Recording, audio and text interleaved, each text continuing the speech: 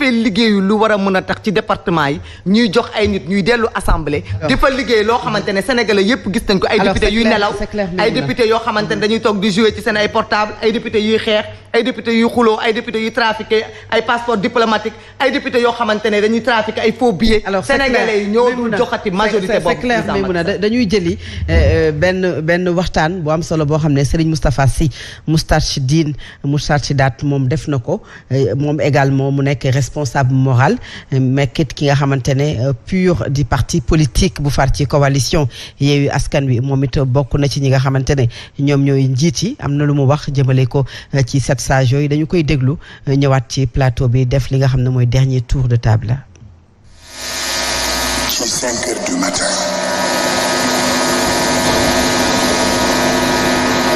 ñu wax ni conseil constitutionnel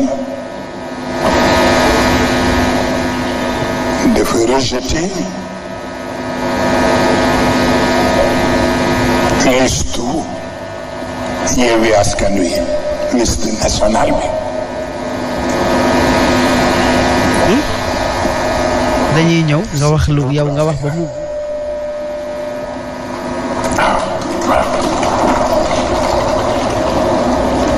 chaque chose en son temps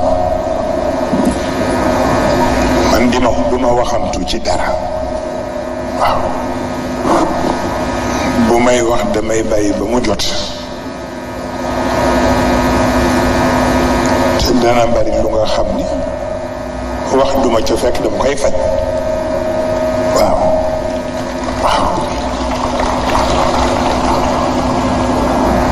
boo defee kon nag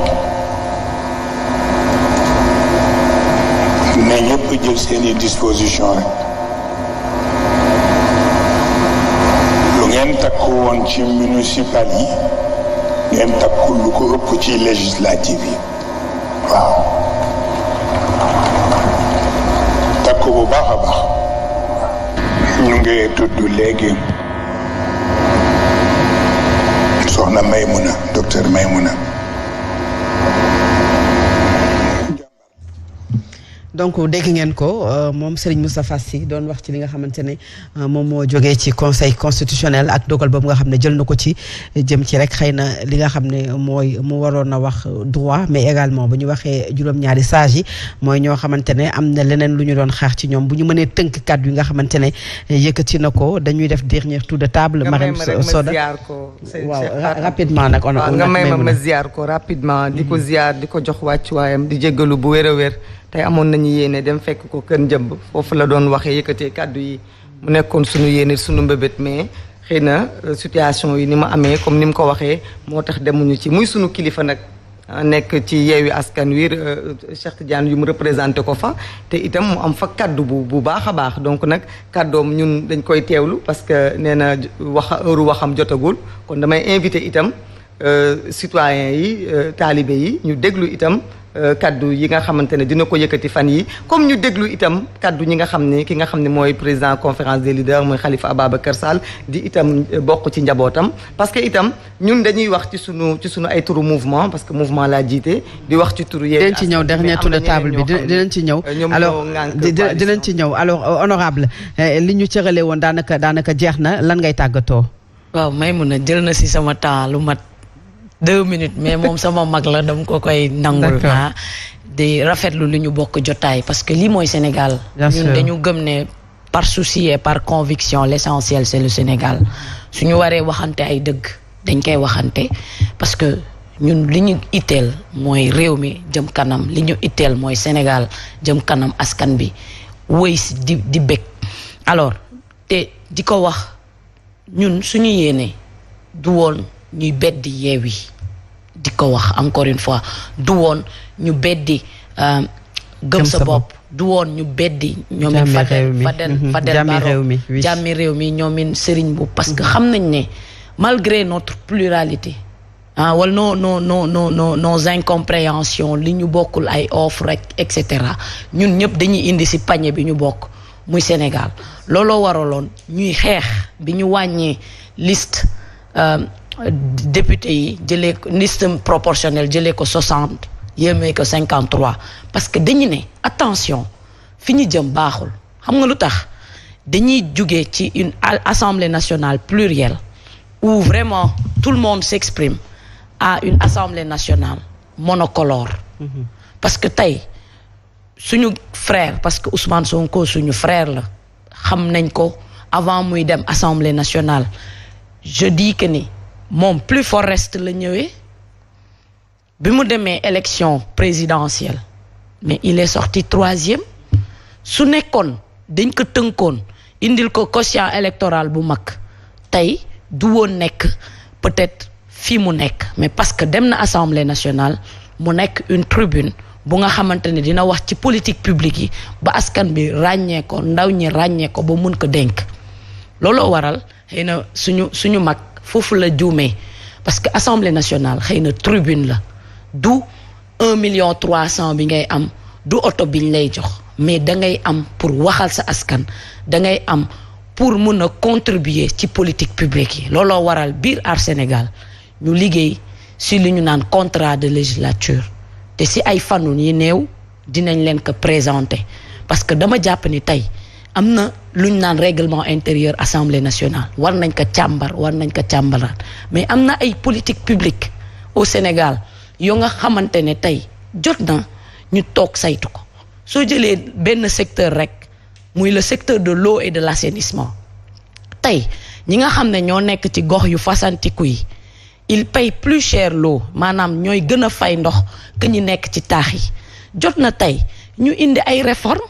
si secteur de l'eau boobu fexe ba hydraulique rural ak hydraulique urbaine ñu boole ko am lu ñu naan régulation parce que tey boo demee fi ñu naan ARTP et cetera dafa am téléphonie ñu koy réguler mais dans le secteur de l'eau askan bi bu ñu amee jàmbat fu ñuy dem soit si SONES wala si SEN'EAU donc yooyu c'est des questions tey am na lu ñu naan DGPRE war nañ fexe ba mu nekk une autorité bu nga xamante ne képp ku jàdd koñ dinañ la mën a delloo si waat pour que askan bi parce que ndox dafay indi lu ñu naan souveraineté leneen li nga xam ne bëgg naa ko wax itam mooy suñu càmmiñ ngiraan xëy na da ko fàtte mais ñun bokk nañ ci ñi taxaw ci opposition bi donte ne ñun jàll nañ def nañ communiqué naqarlu parrainage